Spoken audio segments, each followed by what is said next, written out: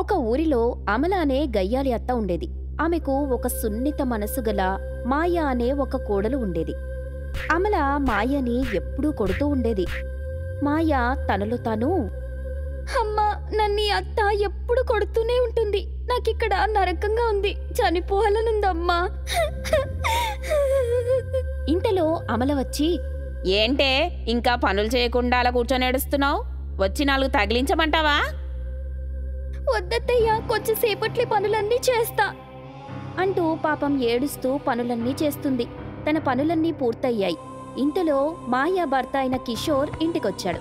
ఇంటికొచ్చిన కిషోర్తో తన తల్లి, చూడరా, నీ పెళ్ళాం నా చేత ఎన్ని పనులు చేయించి అది మాత్రం తీరిగ్గా కూర్చుంటుంది. ఏమైనా అంటే నన్ను తిడతావా అంటూ నా మీదకే వస్తుంది. ఏంటి, మా అమ్మకి ఎదురు చెప్తున్నావా? పనులు చేవా అంటూ ఆమెను గొడ్డును బాదినట్టు బాదాడు. ఏమండి, నన్ను కొట్టకండి, ఆగండి, నేను చెప్పేది వినండి, పనులన్నింటినీ చేస్తున్నాను, నన్ను కొట్టకండి. ఆ రోజు రాత్రి మాయ ఒంటరిగా కూర్చొని తనలో తాను, అమ్మా, నాన్న, నేను కూడా మీ దగ్గరకు వచ్చేస్తాను. నేను ఈ నరకంలో ఉండలేను. మీరు చనిపోయినప్పుడే మీతో పాటు నేను కూడా చనిపోయింటే బాగుండేది.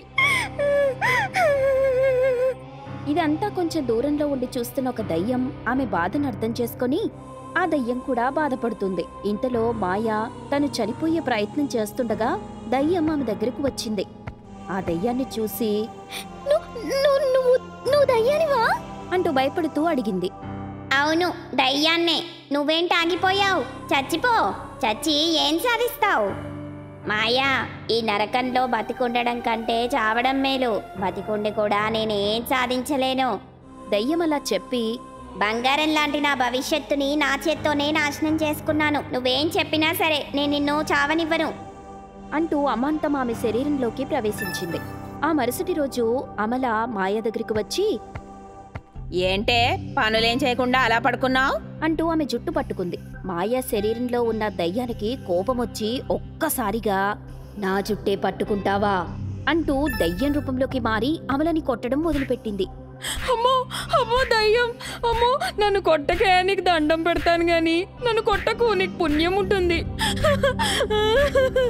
ఒక్కరోజుకే నువ్వు ఇలా బాధపడుతుంటే ప్రతిరోజు మాయని కొడుతున్నావు, గొడ్డుని బాదినట్టు బాదుతున్నావు.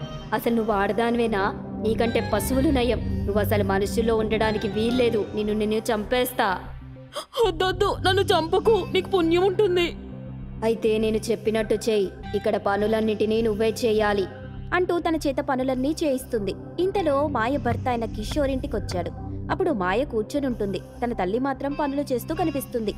ఏమే, నిన్న నీకు చెప్పాను కదా పనులన్నీ చేయమని అంటూ కొట్టడానికి వస్తుండగా ఆమె దయ్యం రూపంలోకి మారి, ఏరా, ఒక ఆడపిల్ల మీద చేయి చేసుకోవడానికి సిగ్గుగా లేదు? నిజానిజాలు తెలుసుకోకుండా మీ అమ్మ చెప్పిన దానికి తానా అంటే తందానా అంటూ నన్ను చిత్రహింసలు పెట్టి చంపేశావు. ఇప్పుడు తనని కూడా చంపాలనుకుంటున్నావా?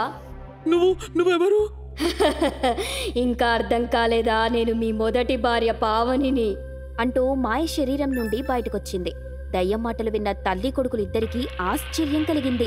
అప్పుడు దయ్యం ఏడుస్తూ, కట్నం కోసం వేధించి నా ప్రాణాలను నా చేతితోనే తీసుకునేలా చేశారు. చూడు మాయా, నేను ఈ కిషోర్ మొదటి భార్యని. ఈ గయ్యాలి నిన్ను ఎలా వేధిస్తుందో అప్పట్లో నన్ను కూడా అలాగే వేధించింది. నువ్వు చెప్పేది నిజమా? కిషోర్కి ఇది రెండో పిల్లని నాకు తెలీదు. వీళ్ళెందుకు చెప్తారు? మీ వాళ్ళని నిన్ను మోసం చేసి పెళ్లి జరిపించారు. ఆ మాటలు విన్న మాయ మరింత బాధపడుతూ ఏడుస్తుంది. ఎన్నో ఆశలతో ఇంటికొచ్చాను. నా ఆశలన్నీ నిరాశలు చేశారు. నన్ను కొట్టి చిత్రహింసలకు గురి చేసి చివరికి నా ప్రాణాలు పోవడానికి కారణమయ్యారు.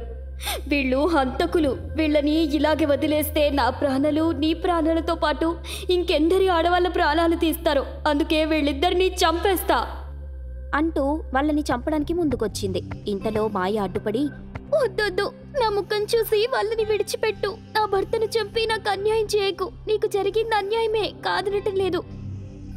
అయితే ఇప్పుడు ఏమంటావు? వీళ్ళని విడిచిపెట్టమంటావా? అవును, ఒక్క అవకాశం ఇవ్వు. నేను వీళ్ళని మార్చుకుంటాను. దయచేసి అర్థం చేసుకొని విడిచిపెట్టు. సరే, నేను వీళ్ళిద్దరిని వదిలేస్తున్నా.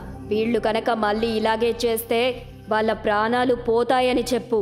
జాగ్రత్త అంటూ ఆ దయ్యం అక్కడి నుండి వెళ్ళిపోయింది. వాళ్ళకా దెబ్బతో బుద్ధొచ్చి ఎంతో మంచిగా మాయని చూసుకోవడం మొదలుపెట్టారు. దాన్ని చూసిన దయ్యం కూడా చాలా సంతోషించింది.